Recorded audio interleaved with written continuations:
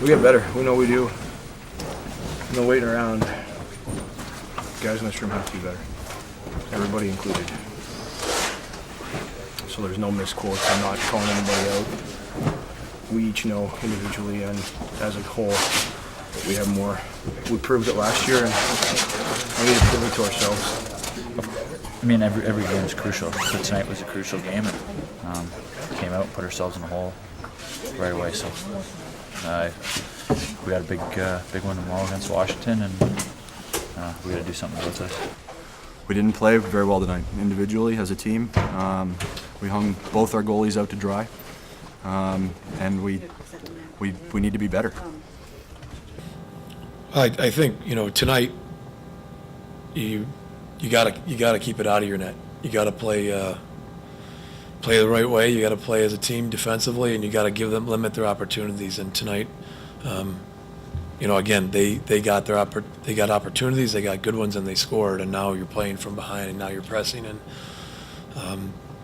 that's a situation we found ourselves in. And then you trying to squeeze out a goal.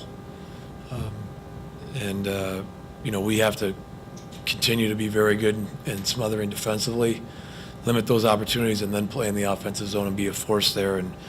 And that's the way we have to play here going forward, and we got to be better at it than we are right now. Hi, Penguins fans. My name is Josh Yohe, and we're joined by a new friend, Chris Harlan. Actually, we've been friends for a while, but Chris has been on the Penguins beat with me for the past 3 games. And really a great time to jump in, Chris. I mean, the team's been on a roll these past 3 games. Just kidding. 3 straight losses. Tonight, rock bottom. The Penguins had better hope. A 5-1 loss to Ottawa. Chris, you've been around the Penguins for a few days now. How would you describe the mood in the locker room after this game? Yeah, every game it's gotten a little bit worse. The guys have been a little bit tense, a little bit more frustrated each day. And so far I've seen 3 games and just 3 goals. And I think the guys are getting a little bit of frustration with the lack of scoring here. Yeah, I would say so. And, the lack of scoring has been a theme for a while. The Penguins only have 6 goals in their past 5 games. And, hey, they're playing without Sidney Crosby, Chris Letang, Jordan Staal, Paul Martin tonight. The list goes on and on. But tonight was really a complete meltdown. It was 5-1. It might as well have been 8-1. The Penguins didn't show up tonight.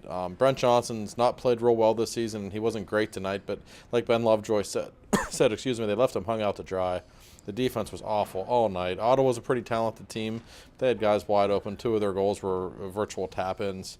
And the offense, we'll go back to that for a second. 6 goals in 5 games, and really not even many reasonable scoring opportunities tonight. The Penguins are in trouble right now, folks.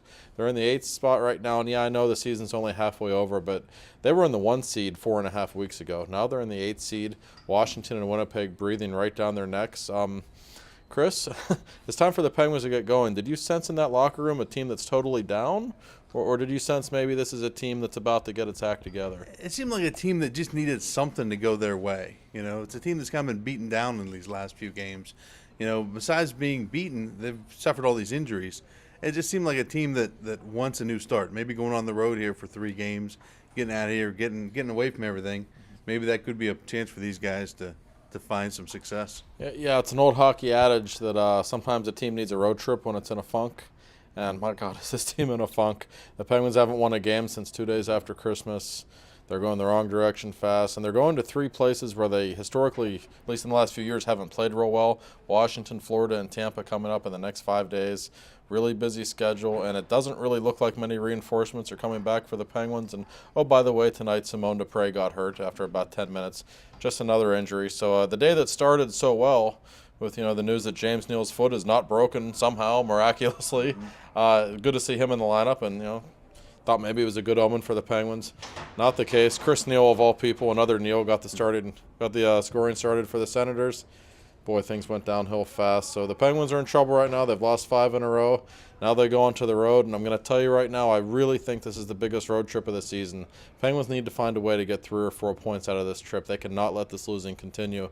If they do, there's going to be some changes made. No, Dan Bylsman's not going to be fired. Don't think that. But a trade, something. They got to do something. This team feels pretty lifeless right now, and it's time to get going.